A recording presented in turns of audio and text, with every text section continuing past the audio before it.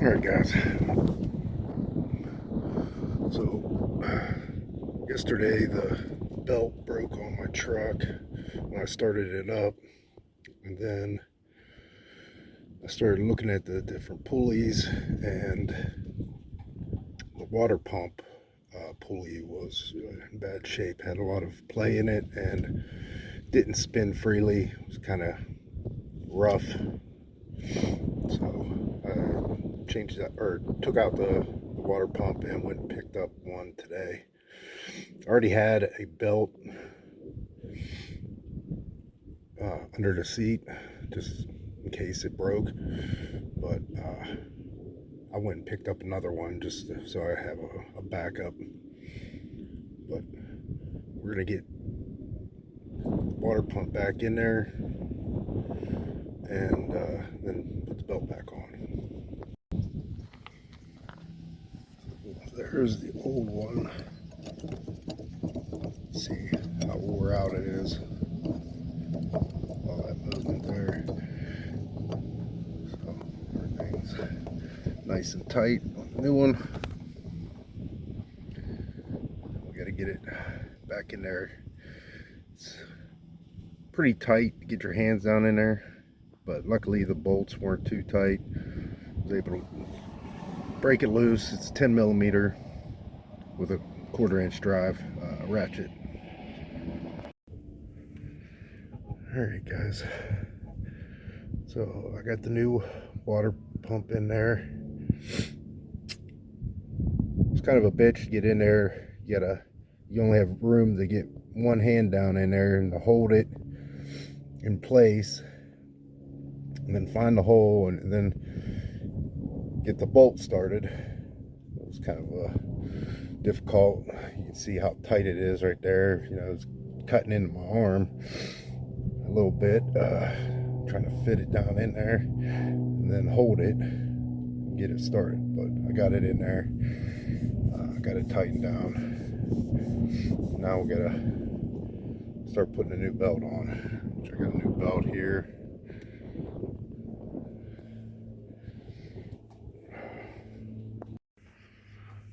So the belt I'm going to put on there is Daco. This belt is the same one that you use on the 5.9 liter. My truck's a 2012, so it shares the same belt. So I picked up another one. It didn't have the same kind. This one's a Continental, but we're gonna get it started. This is the pattern that they show, but it's not exactly that. So I mean, it doesn't look exactly like that. It follows that same pattern, but we're going to see if we can get it started. Now, I had a 2005 5.9 dually, and when I changed it on there, this area right in here where the tensioner is, that's where I started it. So you got to get a ratchet, 1/2 inch ratchet on the tensioner and pull it completely out of the way, and then you got to feed that up, because that's a smooth pulley. I'll demonstrate it here, kind of how you have to. So you got to start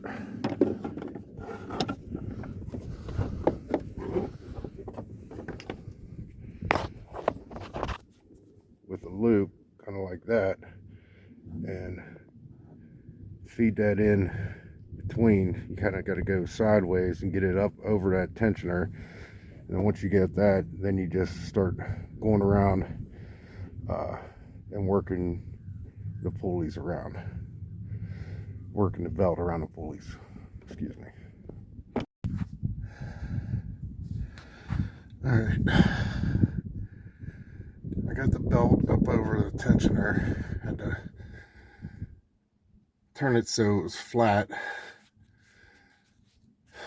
sideways, and I had to loosen up the tensioner a little bit to give me a little, because the gap in between the block and the tensioner pulley was just too tight. So I loosened up the tensioner a little bit, and I was able to slide it up on there.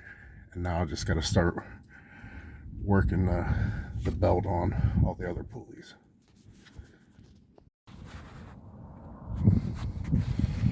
All right, now routing this thing, you got to take the end that's going around the crankshaft here and slip it in between the front of the crankshaft and the fan.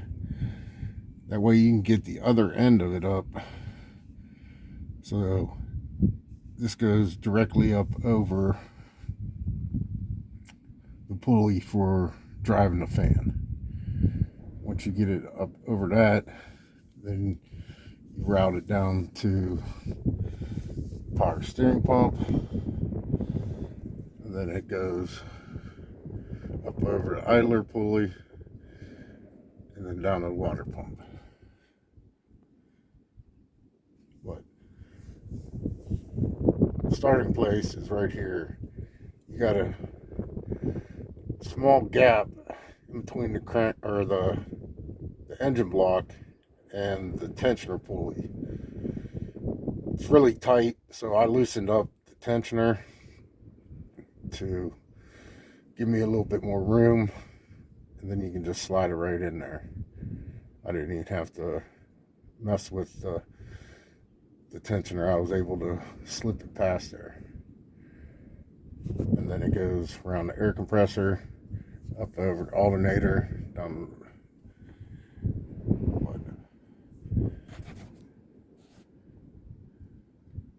That's where we're at. We're gonna finish putting it on all the rest of the pulleys. All right, I got the belt back on.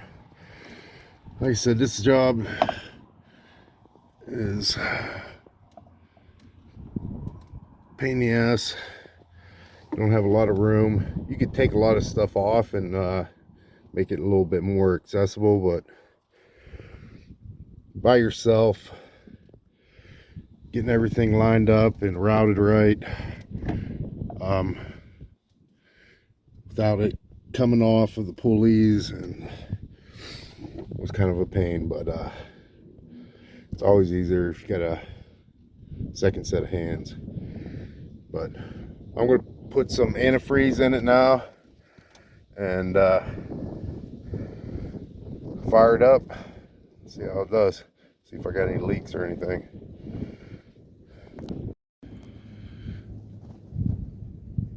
Yeah, so I was able to get this job done by myself, but I would recommend having a helper. Just certain parts of getting this thing all routed and staying on the pulleys and all the up and down, and then also getting the tensioner pulled back and then getting it over the last pulley. It'd just be easier with a second set of hands.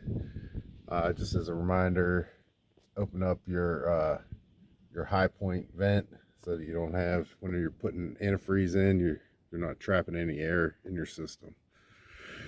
That's it, guys. I'm gonna put a little bit more antifreeze in it, and then I'm going to start this thing up. And last thing, don't forget to tighten up your tensioner again before you start it up.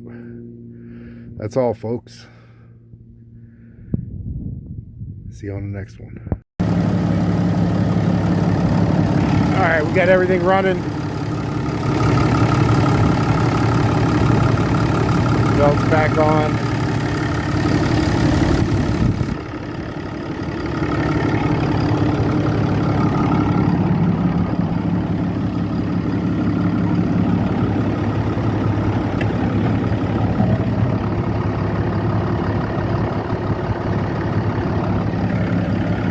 I don't see anything dripping. All right.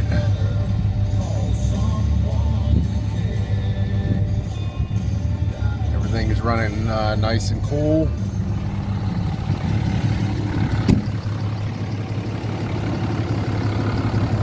Checked it out, didn't have any leaks.